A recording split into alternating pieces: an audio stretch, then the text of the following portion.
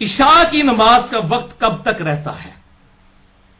یہ بھی خصوصاً حنفیوں اور اہل حدیث کے درمیان بون آف کنٹینشن بنا ہوا ہے عشاء کی نماز کا. اثر والا بھی ہے، میں نے اس پہ پورا لیکچر بھی دیا ہے. مسئلہ نمبر 30 ہے، نمازوں کے اوقات اور رکعتوں کی تعداد. تو یہ جو عشاء کی نماز کا مسئلہ سن لیں کہ صحیح مسلم میں ایک حدیث ہے کہ آپ صلی اللہ علیہ وسلم نے فرمایا کہ عشاء کی نماز کا وقت آدھی رات تک رہتا ہے. آدھی رات سے مراد کیا ہے؟ اگر 6 بجے ہوئی ہے مغرب کی نماز کا وقت شروع ہوا ہے، یعنی غروب آفتاب، اور صبح فجر شروع ہوئی ہے 5 بجے، یہ کتنے گھنٹے بنے؟ 11 گھنٹے. 11 کو آدھا کرے 4.5 5.5. اب آپ 6 میں 5.5 جمع کریں، کتنے بنے؟ 11.5. تو اس مسلم شریف کی حدیث کے تحت 11:30 تک ٹائم رہے گا عشاء کا، اس صورت میں جب 6 بجے مغرب ہو رہی ہوگی. لیکن یہ افضل ٹائم ہے. عشاء کا ٹائم فجر تک رہتا ہے. اس کے ثبوت میں یہ حدیث ہے کہ حضرت ابو ہریرہ رضی اللہ تعالیٰ عنہ، جو خود اس حدیث کے راوی ہیں، جو حدیث جامعہ ترمذی میں موجود ہے، سنن ابن ماجہ میں موجود ہے، کہ نبی صلی اللہ علیہ وسلم نے فرمایا اگر مجھے امت کی مشقت کا خیال نہ ہوتا تو میں عشاء کو تاخیر سے پڑھنے کا حکم دیتا آدھی رات تک، یا کم از کم تہائی رات تک. تہائی رات کا مطلب 11 کو 3 پہ تقسیم کریں، یا 11:30 بجے پڑھنے کا حکم دے دیتا.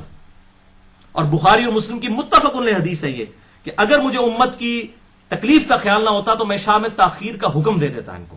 لیکن امت کے لیے آسانی کی کہ چلو عشاء کا وقت شفق غائب ہوتے ہی مغرب میں تقریباً 1.5-2 گھنٹے کے بعد، مغرب کے بعد عشاء پڑھی جا سکتی ہے. لیکن افضل وقت ہے اس کو لیٹ پڑھنا.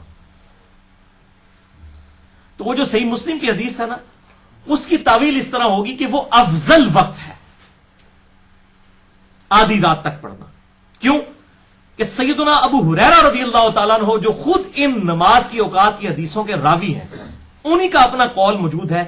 شرح مانی الآثار کتاب ہے امام طحاوی، المتوفی 321 ہجری، اور یہ حوالہ شیخ زبیر صاحب نے اپنی پاکٹ سائز نماز نبوی پہ بھی لکھ دیا ہے. اللہ تعالیٰ ان کو جزائے خیر دے، انہوں نے حق ادا کیا ہے، حق گوئی کا. کیونکہ یہ لکھنے کا مطلب آپ نے پوری دنیا کے حدیثوں کو اپنے مخالف کر دیا ہے جو کہتے ہیں آدھی رات کے بعد ٹائم ختم ہو جاتا ہے. شیخ زبیر صاحب نے حق گوئی کی. شرح مانی الاثار 6941 احادیث کا مجموعہ ہے امام طحاوی، المتوفی 341 ہجری، 321 ہجری. اس میں 877 نمبر روایت ہے. یہ نمبر مجھے اس لیے یاد رہا، میں نے اگلے دن اس کے اوپر وہ روایت بھی بھیجی ہے کہ حضرت ابو ہریرہ سے پوچھا گیا بتائیے کہ عشاء کی نماز میں افراط کرنا کیا ہے، یعنی عشاء کی نماز کو وقت گزار کے پڑھنے سے مراد کیا ہے. تو انہوں نے کہا کہ عشاء کی نماز کو وقت گزار کے پڑھنے سے مراد، یعنی قضا ہو جانے سے مراد یہ ہے کہ کوئی شخص عشاء اس وقت پڑھے کہ جب فجر کا وقت شروع ہو چکا ہو. تو کیا مطلب ہوا کہ جب تک وقت فجر کا شروع نہیں ہوا اس وقت تک عشاء کی نماز پڑھی جا سکتی ہے. لہذا اس معاملے میں امام ابو حنیفہ رحمہ اللہ المتوفی 150 ہجری کا موقف ٹھیک ہے، اور اکثر اہل حدیث کا موقف غلط ہے کہ آدھی رات کے بعد ٹائم نہیں رہتا. وہ افضلیت وقت کی بات ہو رہی ہے کیونکہ ایک حدیث دوسری کو ایکسپلین کرتی ہے. جیسا کہ چاشت کا افضل وقت کیا ہے؟ جب اونٹ کے بچے کے پاؤں جلنا شروع ہو جائیں سورج کی تپش کی روشنی کی وجہ سے. لیکن آپ سورج بلند ہوتے بھی پڑھ سکتے ہیں اشراق. اس طریقے سے تہجد آپ عشاء کے فوراً ساتھ بھی پڑھ سکتے ہیں، سونا بھی شرط نہیں ہے.